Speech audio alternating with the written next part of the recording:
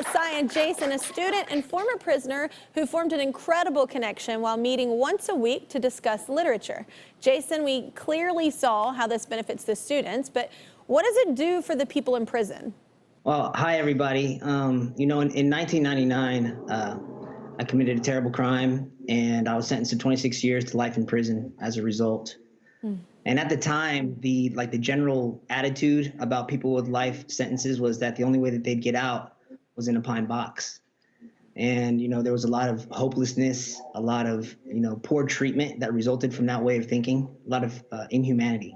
I had a lot of support from my family, a loving mother, and I made the decision early on that I wasn't going to continue to bring pain to her life. So I started making better decisions, started pursuing my education and finding other men who wanted to do something positive with their time.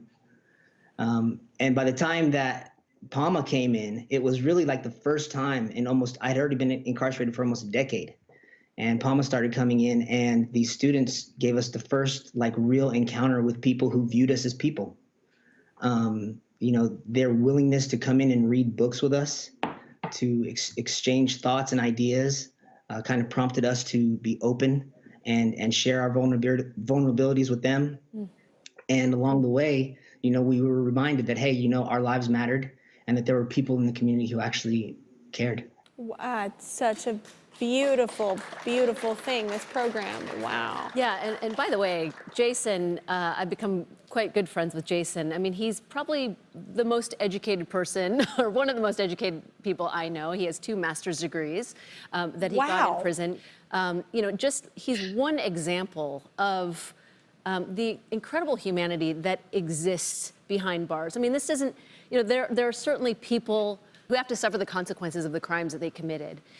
But there are people who, again, they are incredibly remorseful and they have committed their lives to trying to help other people. And Jason, now that he's been out, I mean, he truly has dedicated his life to trying to help people who are incarcerated and people who have gotten out of prison, and to try and help reform the criminal justice system. Man, you have any thoughts on this? I mean, I'm humbled and in awe. This program is amazing. And Jason, I respect that you took responsibility for your actions, but you can hear it in your voice, you can see it in your demeanor, how you've evolved. A lot of people don't know this, but my father ran with the Black Panthers in the 60s, and he got himself into some trouble, and he ended up doing 4 years in San Quentin.